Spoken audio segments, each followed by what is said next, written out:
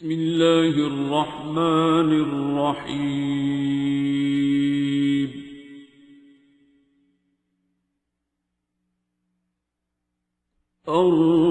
الرحمن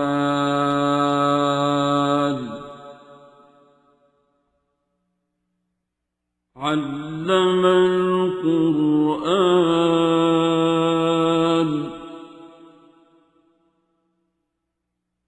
خلق الإنسان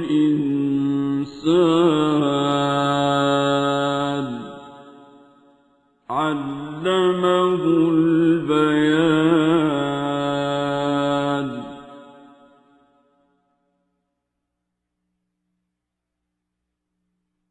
الشمس والقمر بحسبان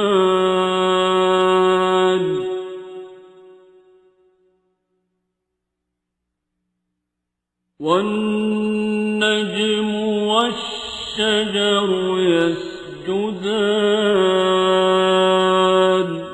السلام علیکم ورحمۃ اللہ وبرکاتہ. ناظرین، آج کا وزٹ ہمارا پودوں کی نرسری کا ہے، جس میں ہم آپ کو یہ بتانا چاہتے ہیں کہ ایک بیج اس کی پیدائش کے بعد اس کو کہاں رکھا جاتا ہے، پھر وہ کونپلیں پکڑتا ہے، جڑ پکڑتا ہے، تنے میں آتا ہے، اس کو پتے لگتے ہیں اور ایک تناور درخت بنتا ہے، اور پھر اس کو پھل لگتے ہیں جس کو ہم کھاتے ہیں، اور باقی جو درخت ہوتا ہے اس کی لکڑی کو ہم استعمال کرتے ہیں. اس میں اپنی طرف سے میری ایک ریسرچ ہے جو کہ میں آپ لوگوں سے شیئر کرنا چاہتا ہوں کہ انسان کی زندگی بھی ایک بیج کی طرح کی.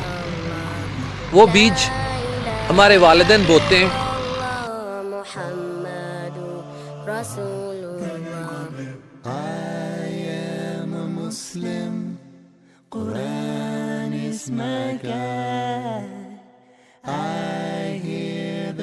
اور بیج بونے کے بعد آپ یہ دیکھیے کہ ہم اس بیج کی کاشت کے لیے مٹی کا انتخاب کرتے ہیں، اس مٹی کا، کیونکہ ہم اسی مٹی سے آئے تھے اور اسی مٹی میں ہم نے واپس چلے جانا ہے. لیکن یہ مٹی جو آپ دیکھ رہے ہیں، اس کی سلیکشن کرنے والا وہ مالی ہے جو اس نرسری کا رکھوالا ہے. اس مٹی کی سلیکشن کرنے والا وہ بندہ ہے جو اس مٹی کی قیمت کو سمجھتا ہے. میرا والدین سے یہ سوال ہے کہ آیا وہ جو بیج بوتے ہیں یا جو اللہ تعالیٰ ان کو بیج دیتا ہے اس کو کس مٹی میں ڈالتے ہیں، معاشرے کی وہ کون سی جگہ ہوتی ہے، معاشرے کا وہ کون سا پلاٹ ہے، وہ کون سی نرسری ہے، وہ کون سا جنگل ہے، وہ کون سا بیابان ہے جہاں پہ وہ اس پودے کی پرورش چاہتے ہیں. تو آئیے دیکھتے ہیں کہ ایک پودے کی اتنی خوبصورتی سے لک آفٹر کی جاتی ہے، لیکن ہمارے بچوں کی لک آفٹر اس طرح سے نہیں کی جاتی. میں نے شروعات اس مٹی سے کی ہے، اور یہ جو لک آفٹر کرنے والے ہیں اس نرسری کے، انہوں نے بیج بویا اور وہ بیج سے جڑیں بنی. پھر جب وہ بیج پھٹتا ہے تو پھر وہ کیا کرتے ہیں، انہیں چھوٹے چھوٹے گملوں میں وہ لے کر آتے ہیں. اسی طرح ہمارے والدین جب ان کے ہاں اولاد ہوتی ہے تو وہ ان کے لیے نئے لباس خریدتے ہیں، 0 سائز کے، 1 ماہ کے، 2 ماہ کے، 3 ماہ کے. تو جب یہ بیج کہہ لیجیے 1 ماہ کا ہوتا ہے تو اس کے لیے اس کا لباس دیکھیے. میں اجازت چاہتا ہوں نرسری والوں سے ان کی چیزوں کو چھیڑ چھاڑ کرنے کے لیے، تاکہ میں آپ لوگوں کو سمجھا سکوں. وہ ایک دانہ جس کو مٹی میں ہم نے ڈالا، آیا بھی وہ مٹی سے ہی تھا، کیونکہ اللہ تعالیٰ نے انسان کی تخلیق مٹی سے کی ہے، اور اس پودے کی تخلیق بھی مٹی سے ہے. سب کچھ مٹی سے آ رہا ہے. اور اب ہمارے والدین نے اس چیز کو دیکھنا ہے کہ ہم اس بیج کو کاشت کہاں پہ کرتے ہیں، اس کی لک آفٹر کیسے کرتے ہیں. یہ دیکھیے، ہمیں یہاں سے سیکھنا چاہیے.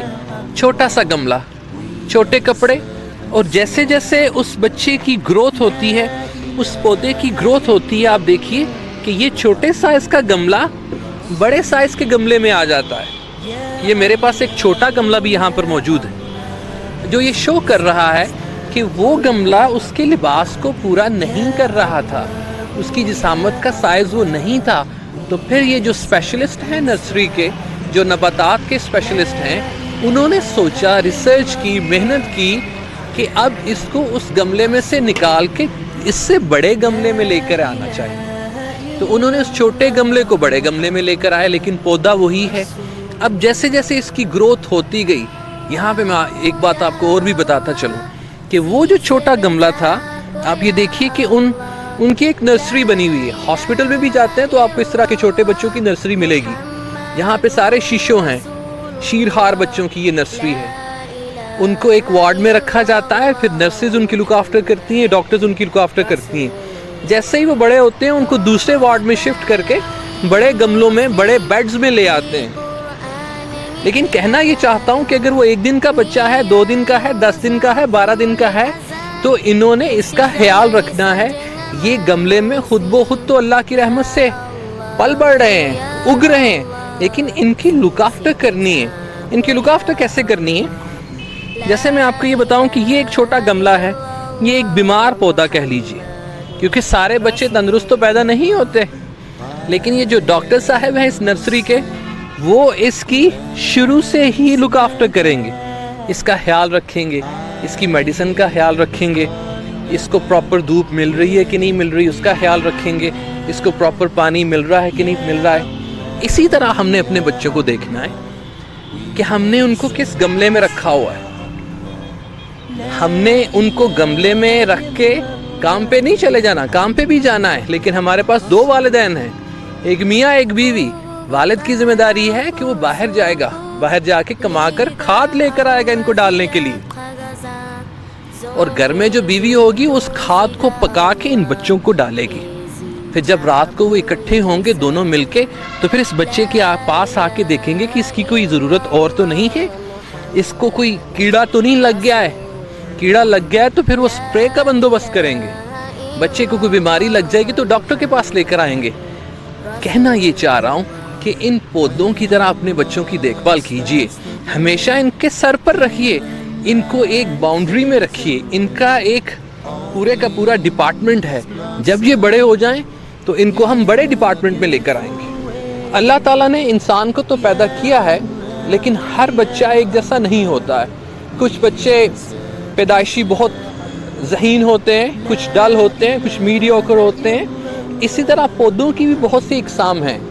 کچھ پودے انڈور پلانٹس ہوتے ہیں. آپ نے اکثر دیکھا ہوگا کہ ہم نے بہت سے پودے، اگر آپ اس طرف نظر دوڑائیں، اس طرف بھی پودے ہیں، اس طرف بھی پودے ہیں، لیکن جس طرح سے اس طرح ادھر پارٹیشن ہوئی ہے، وہاں سے میں اندازہ لگا سکتا ہوں کہ کچھ پودے انڈور ہوتے ہیں، گھروں کے اندر رکھنے والے ہوتے ہیں، اور کچھ پودے آؤٹ ڈور ہوتے ہیں، گھروں کے باہر رکھنے کے لیے ہوتے ہیں. جیسے آپ کے گیراجز ہیں، باغیچہ سا بنایا ہوا وہاں پر آپ نے لگائے ہوئے ہیں، تو باغیچے والا پودا اندر نہیں رکھ سکتے آپ. اگر اندر رکھیں گے تو وہ سوکھ جائے گا.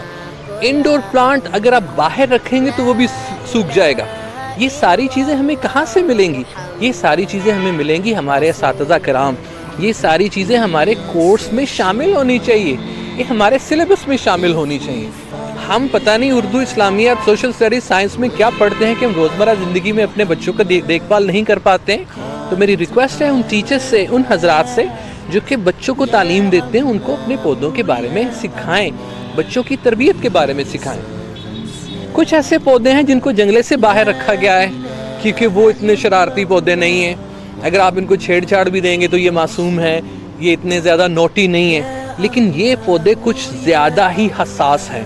میں پھر مثال آپ کو وہ ہاسپٹل کی دوں گا کہ ہاسپٹل میں بھی ایک نرسری ہوتی ہے جہاں پہ چھوٹے بچے وہاں وہاں وہاں وہاں کرتے رہتے ہیں، ابا اماں ان کے باہر ہوتے ہیں. اور یہ اس نرسری میں کچھ ایسے بچے ہوتے ہیں جن کو والدین جا کے دیکھ سکتے ہیں، ان کو اٹھا سکتے ہیں، ان کو گڑتی وغیرہ دے سکتے ہیں، اور جو باجیاں جو نرسیں ادھر ادھر کی ہوتی ہیں ان کو 100-200 دے سکتے ہیں. لیکن کچھ ایسے بچے جو کہ اتنے زیادہ تندرست نہیں ہوتے، ان کو وہ انکیوبیٹر میں رکھتے ہیں.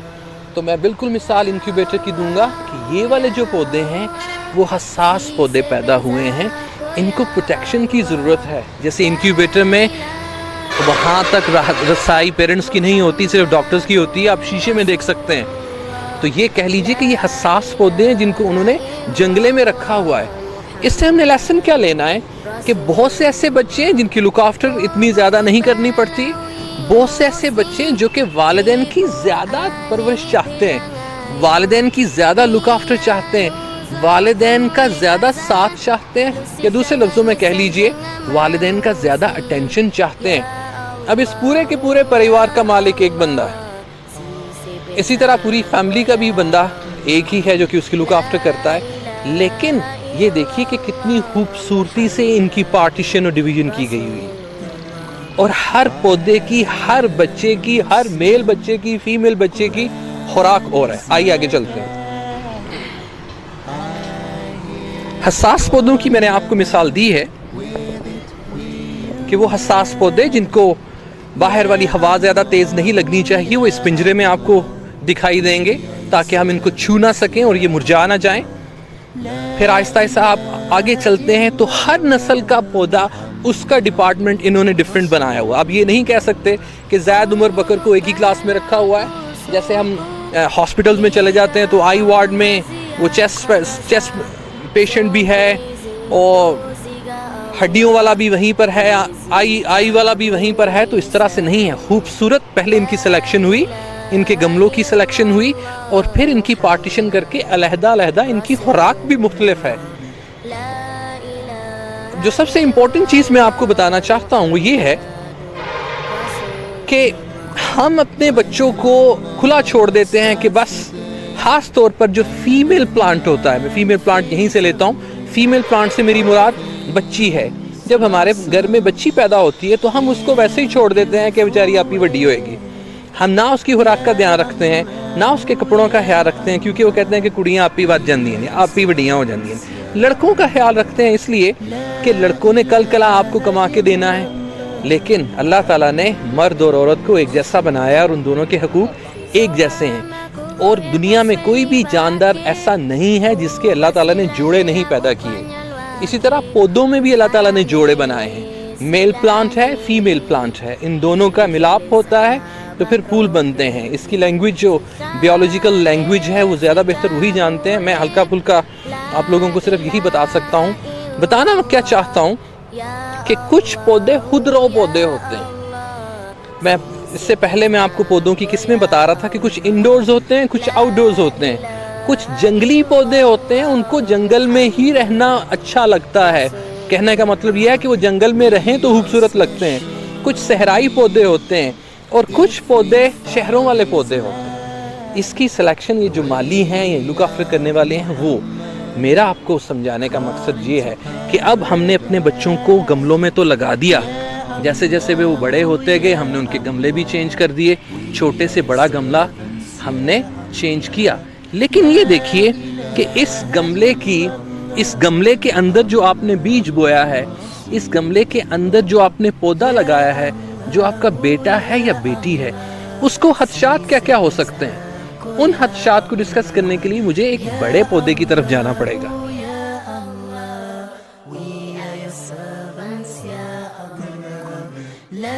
کچھ پودے انہوں نے ان کے اوپر چھت رکھی ہوئی ہے کیونکہ وہ مالی بہتر سمجھتا ہے کہ ان پودوں کو سورج کی زیادہ روشنی کی ضرورت نہیں ہے, کیونکہ یہ فوٹوسینتھسس کا عمل ہوتا ہے, سورج کی روشنی کے بغیر تو یہ پل بڑھ نہیں سکتے.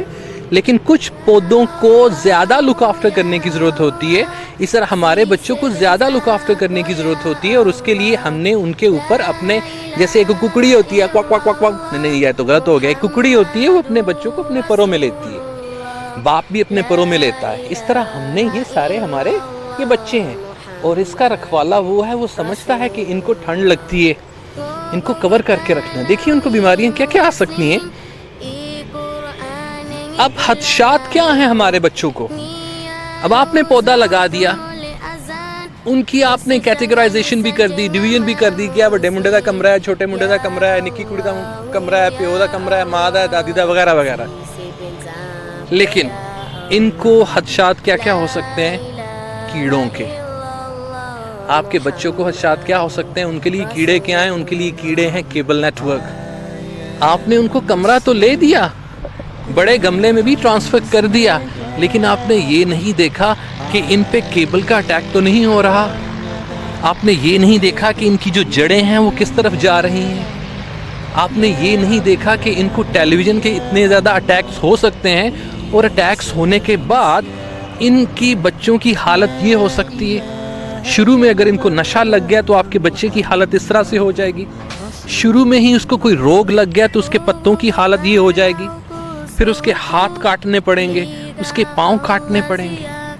ان چیزوں کا خیال ہمارے والدین نے رکھنا ہے کہ ہم نے بیج بھی بو دیا، اس کی گوڈی بھی کی، لیکن اس کو پیسٹی سائیڈ انسیکٹیسائیڈ کی جو خوراک ہے وہ ہم نے نہیں دی۔ اب ان پودوں کے ساتھ کچھ ایسی چیزیں بھی گرو کرتی ہیں، جیسے میں کیمرہ کلوز کر کے دکھاؤں کہ یہ پودا تو منی پلانٹ کا ہے، لیکن یہ والے جو چھوٹے پتے آپ کو نظر آ رہے ہیں یہ کہاں سے آ گئے ہیں؟ جیسے آپ کہتے ہیں نا کہ یار ہمارا بچہ گھر میں ہے وہ منی پلانٹ ہے، لیکن یہ جو دوسری چیزیں ہیں وہ باہر سے سیکھتا ہے۔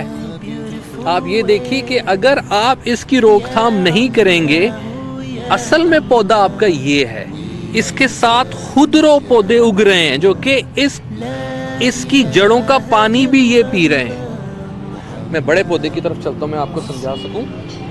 اسی کو لے لیتے ہیں، اصل میں پتہ نہیں اس کا نام کیا ہے، اس کو کیا بولتے ہیں، اصل میں یہ اس کے لیوز ہیں، لیکن یہ دیکھیے کہ آپ کا بچہ اگر یہ ہے تو اس کے یہ جو چھوٹے چھوٹے لیوز ہیں یہ کہاں پر آ گئے ہیں؟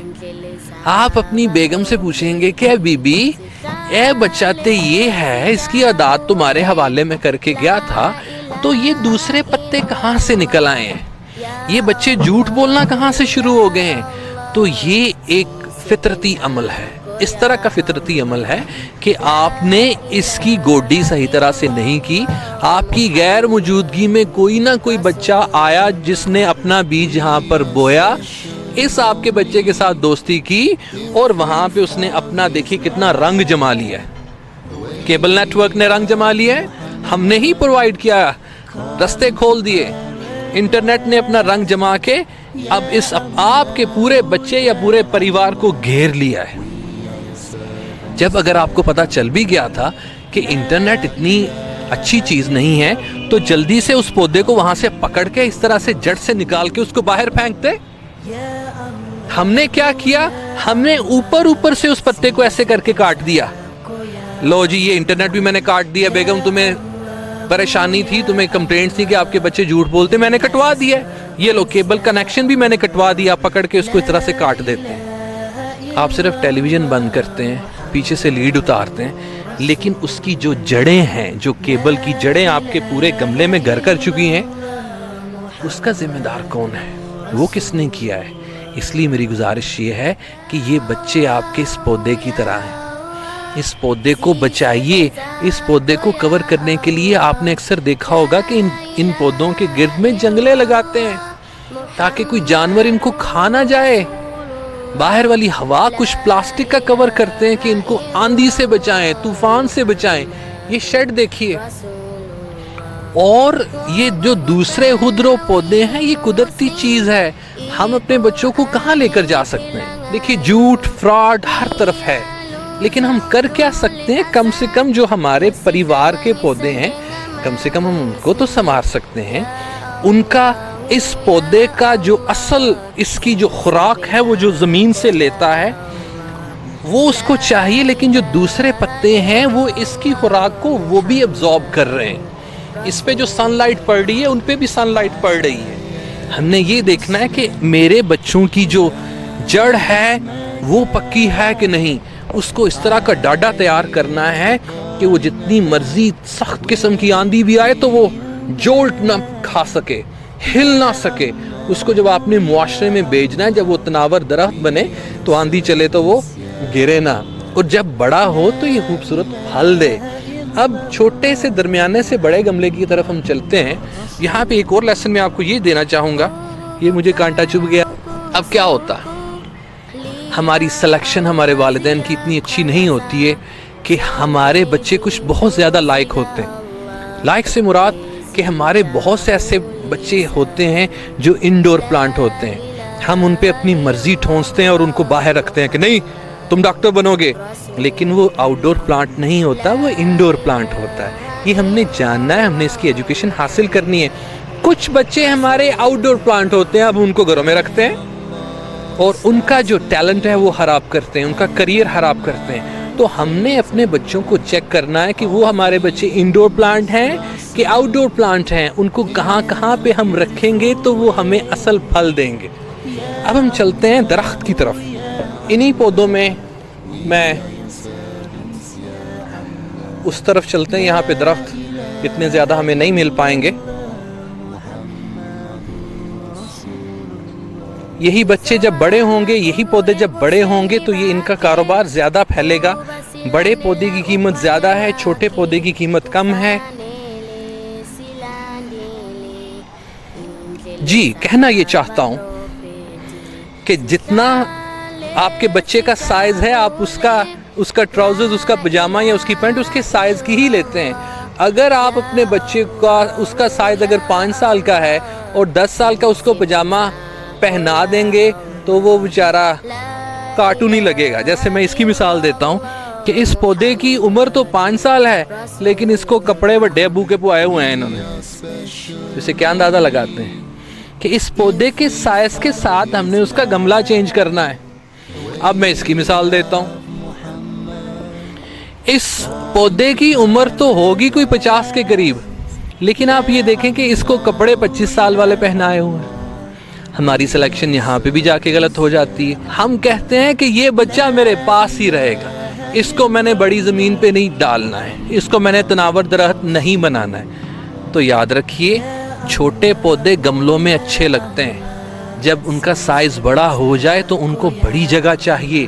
میرا یہاں پہ کہنے کا مقصد یہ ہے کہ جب آپ کے بچے بڑے ہو جائیں تو ان کو علیحدہ گھر کی ضرورت ہوتی ہے، تاکہ وہ اچھی طرح سے پھل پھول سکیں اور ایک اپنا پریوار بنا سکیں۔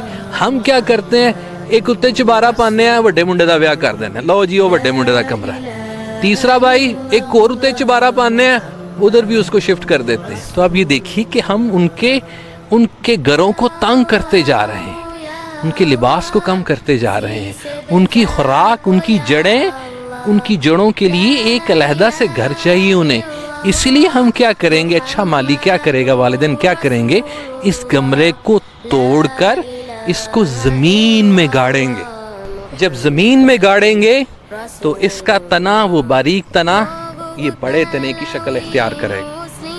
اس کی جڑیں پھیلنے کے لیے اس کو پوری اللہ کی زمین نیچے سے ملے گی۔ جب وہ گملے میں تھا تو اس کو پانی اوپر سے چاہیے تھا، بارش کا پانی ہے یا آپ اس کو دے دیتے تھے صبح دوپہر شام۔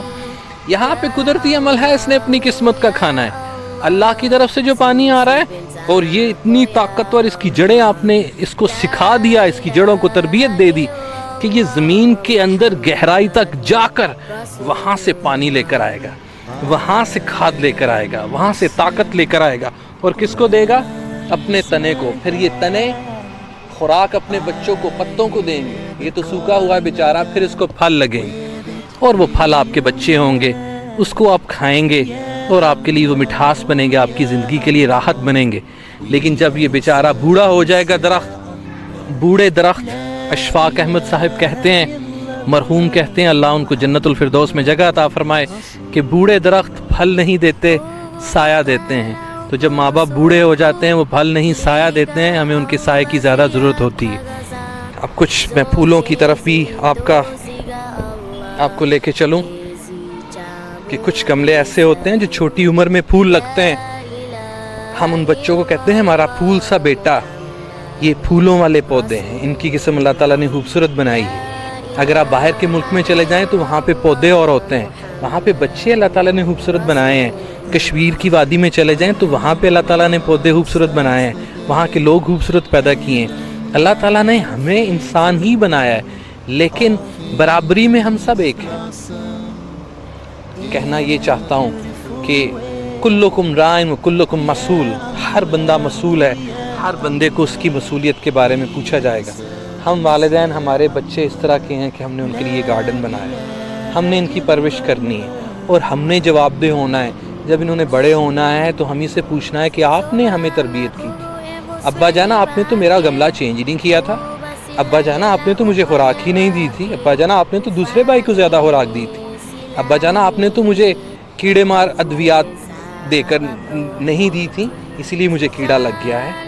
تو انسان کی جو تربیت ہوتی ہے وہ اس کے والدین کے ہاتھ میں ہوتی ہے۔ جب یہ بچے بیمار ہو جاتے ہیں تو بازار سے ڈاکٹر کو لے کر آتے ہیں، وہ ڈاکٹرز ٹیچرز حضرات ہوتے ہیں جنہوں نے ان پودوں کا خیال رکھنا ہے۔ تو ہم نے اپنے بچوں کی تربیت صحیح کرنی ہے تاکہ وہ صحیح تناور درخت بن کے پھول بن سکیں اور ہمارے لیے اس دنیا میں آنکھوں کی ٹھنڈک بنے اور آخرت میں، کیونکہ اللہ تعالیٰ قرآن پاک میں کہتے ہیں یا ایھا الذین آمنوا قوا انفسکم واہلیکم نارا، اے ایمان والو اپنے آپ کو اور اپنے بچوں کو دوزخ کی آگ سے بچاؤ جس کا ایندھن انسان اور پتھر ہیں۔ ہم نے اپنے بچوں کی تربیت کرنی ہے تاکہ ہم آگ سے بچ سکیں، جہنم کی آگ سے بچ سکیں، دنیا میں بھی ہمیں راحت مل سکے اور آخرت میں بھی۔